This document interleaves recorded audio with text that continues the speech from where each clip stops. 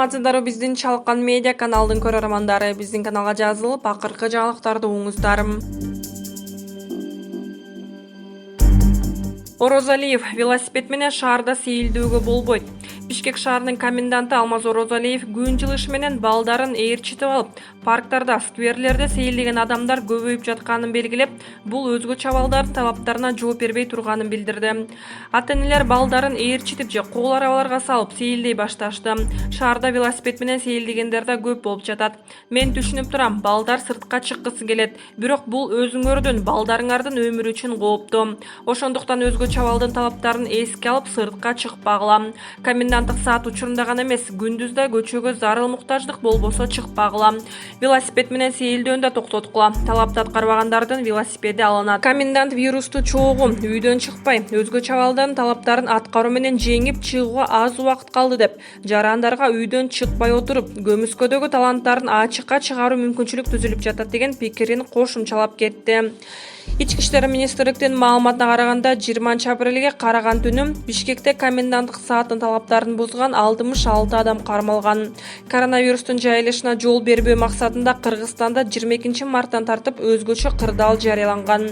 25 марттан тартып оору күчөгөн аймактарда өзгөчө абал киргизилген. Өзгөчө абалдын мөөнөтү 30 апрелге чейин узартылды. Ушу тапта өзгөчө абал Бишкек, Жалал-Абад, Нарын жана Ош шаарларында, Ат башы, Кара Суу, Ноокач жана Сузак райондорунда жарыяланган. Муфтият битир садаганы дистанттык түрдө төлөөгө болот. Кыргызстан мусулмандарынын дин башкармалыгы битир садаганы дистанттык түрдө берүүгө болоорун билдирди. Бул үчүн РСК банк аркылуу электрондук капчык ачылды. Жарандар битир садаганы РСК банкынын төлөө терминалдары аркылуу же РСК 24 мобилдик банкинг аркылуу төлөй алат деп айтылат билдирүүдө. Эске салсак, орозо быйыл 24 апрелде башталат. Жээнбеков өзгөчө абал киргизилген аймактарга талапты жумшартуу маселеси каралып жатат. Президент Сооронбай Жээнбеков өкмөт өзгөчө абал киргизилген аймактарга талаптарды жумшартуу, анын ичинде айрым ишкер субъектилердин ишине уруксат берүү сунуштарын даярдап жатканын айтты. Бул тууралуу бүгүн өлкө башчы Бишкек мэриясынын муктаж болгон жарандары колдоо иши менен таанышуу үчүн Бишкек Навайкана ишканасына барганда сөз болду. Карантин учурунда ким кандай колдоого муктаж экенин так даана билебиз. Айрыкча күнүмдүк кирешесин күндө таап, тиричилигин өткөргөндөр кыйынчылыктарды көрүп жатат. Калкты тейлөө тармагында иштегендерге да оңой болгон жок, деди Жээнбеков. Ал ишкер субъектилердин ишине уруксат берүү маселеси каралып жатканын белгиледи. Ар бир кризистен кийин өнүгүү болот. Ал үчүн жаңы жаралган мүмкүнчүлүктөрдү рационалдуу пайдалана билишибиз абзел. Бул маселе боюнча ойлонууга мезгил келди.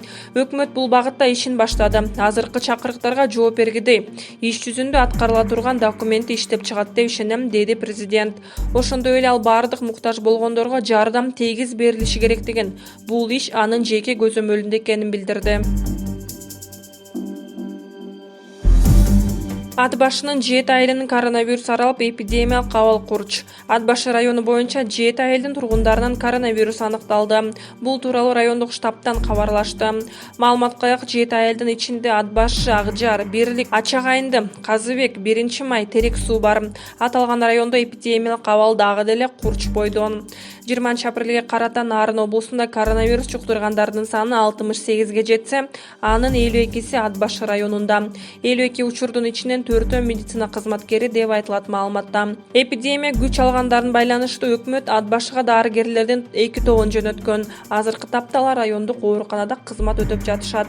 Бизге кошумча күч катары Бишкек шаарынан 8, Нарындан 2 дарыгер келди. Ошону менен зарыл болгон эпидемиолог, кардиолог, балдар дарыгери, гинеколог жана башка адистер менен толукталды. Бардыгына тийиштүү шарттар түзүлүп берилди, деди райондук оорукана жетекчилиги. Район боюнча бир бейтаптын абалы оор экендигин кошумчалады. Төкмө акын обончу ырчы Элмирбек Иманалиев бүгүн көз жумганы боюнча анын жакындары билдиришти. Жакындардын айтымында өнөкөт оорудан улам ооруканада бүгүн каза болгон экен. Элмирбек Иманалиев 1978 жылы 17 январда Токтогул район Өзгөрүш айылында туулган. Жогорку билимдүү мектепти бүткөндөн кийин Улуттук филармониянын алдындагы 2 жылдык студиядан окуп, андан кийин Бүбүсара Бейшеналиев атындагы искусство институтунун фольклор бөлүмүн бүтүргөн.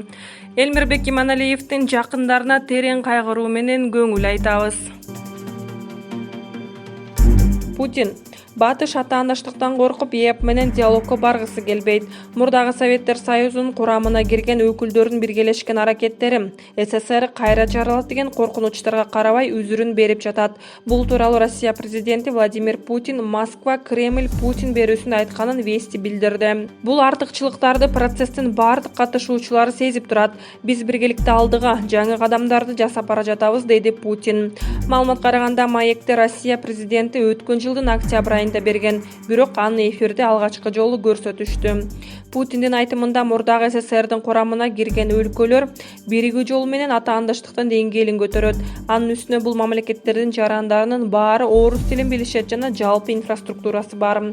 Бул интеграциянын да бир чоң артыкчылыгы, дейди ал.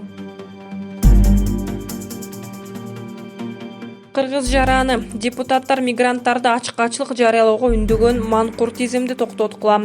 Айрым депутаттар күн сайын Кыргызстанга кайтып келе албаган мигранттарга учактарды убада кылып, аларды ачкачылык акциясын баштоого үндөп жатышат. Бул тууралуу Фейсбуктагы баракчасында Азамат Советник деген ысым менен катталган Россияда кыргызстандык жараны айтып чыкты. Ал кыргыздардын арасында дүрбөлөң салып, башаламандыкка баштаган депутаттардын манкуртчулукту токтотууга чакырды.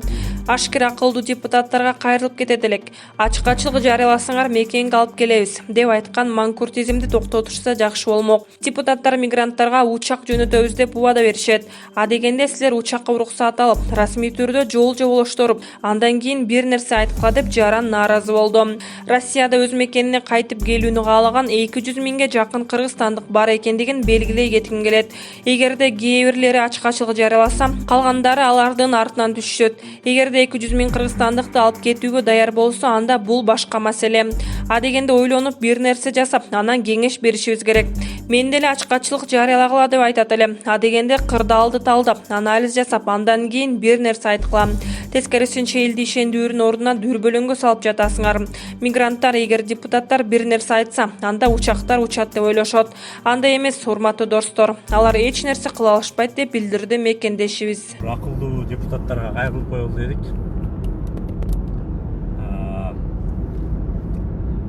Биринчиден бүгүн угуп калдык, Кыргызстандагы акылдуу, аттуу, баштуу, вроде бы анализ кылганды деле билген, кандайдыр бир акча менен болобу, байлык менен болобу, же бир нерсесин сатыппы депутатка барган туугандар. Впереди камера на 60. Үйүңөрдө жатып алып эле,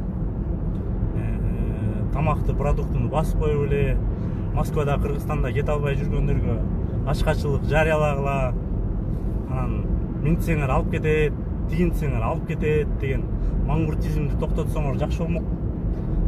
Биринчиден эмнеге деген себеби, Купавнада азыркы учурда кыргыздар жетпей калган үй жайы квартирасын тапшырып койгон 76 Камера на киши бар. полосу. Не забываем, что она не взлетная. Ошол 76 киши силер менен түз байланышат экен. Биз барсак эле күндө бир нерсени айтышат.